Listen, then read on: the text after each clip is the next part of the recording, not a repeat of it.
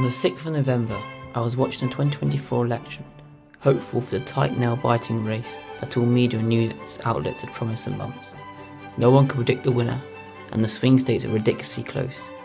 However, in reality, Trump basically wiped the board, winning all swing states, and thus winning the presidency. But similarly, back in 2000, we were promised a close race, and it certainly did not disappoint. The polls had shown it was anyone's game, and both parties were bracing for a fight to the finish. And it became a race so close that it forced the Supreme Court to step in and decide the winner in a case called Bush v. Gore. It all came down to a handful of votes, and history was made in the process. But before we continue, if you like this video, remember to like and subscribe. It's completely free and helps me to make more videos like these for you guys. So thanks, and let's get back to the video now. So, first, let us introduce our candidates.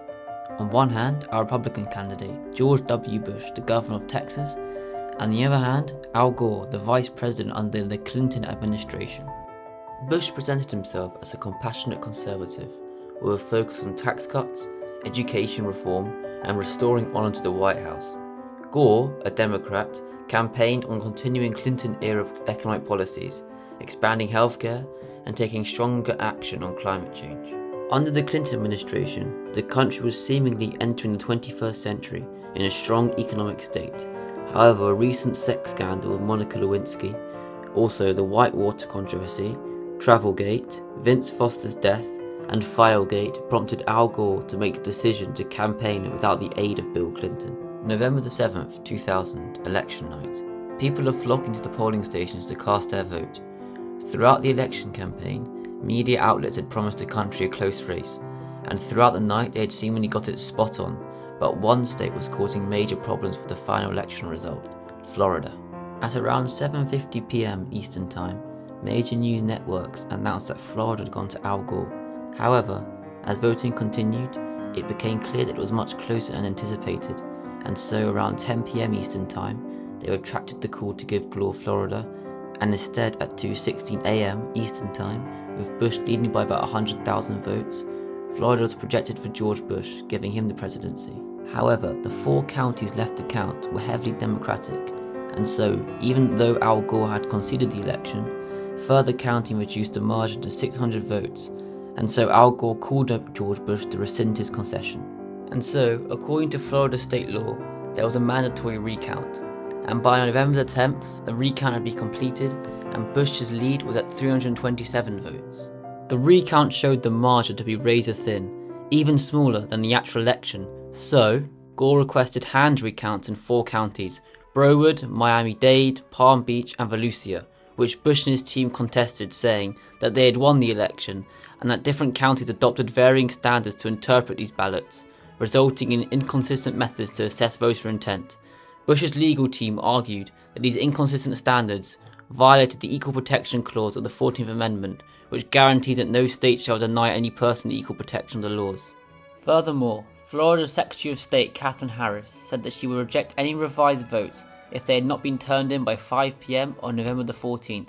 A tug-of-war ensued between Harris, who initially sought to certify the state's election results on November the 14th, and the Florida Supreme Court, which ruled that hand recounts of questionable ballots should proceed in 4 counties, and that the results must be included in the state's final recount. On the 26th of November, the state board certified Bush as the winner of Florida by 537 votes, in which again Gore contested. A state court decision overruling Gore was reversed by the Florida Supreme Court, which ordered a recount of about 70,000 ballots previously rejected as undervotes by machine counters. Now, you might be wondering what actually caused all these arguments and legal debates. It was this. You see, Florida had a voting card like this, and during these elections, they were especially problematic.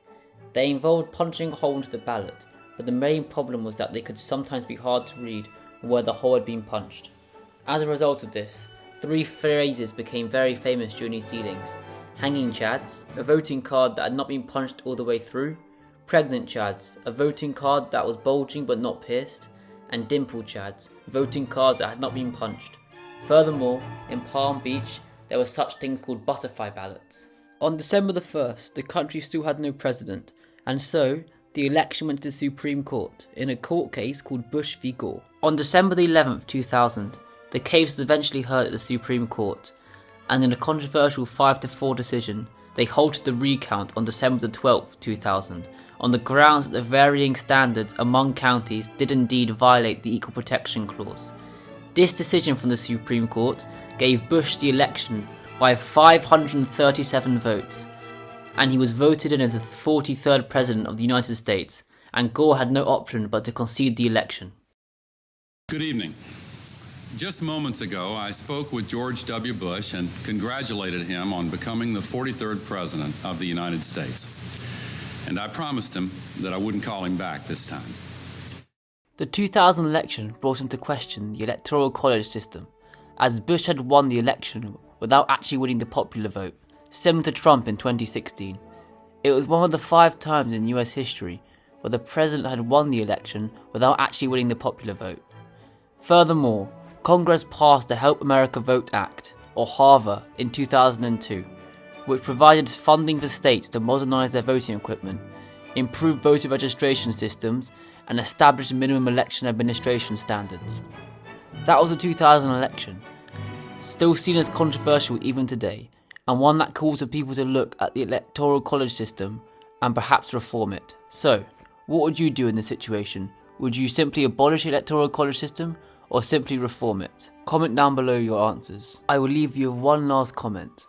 If they'd continued the recounts, Gore would have actually won the election over Bush, and Gore would have been sworn as the 43rd President of the United States rather than George Bush. So, remember to like and subscribe, and comment down below which videos you would like to see next. Thanks for watching.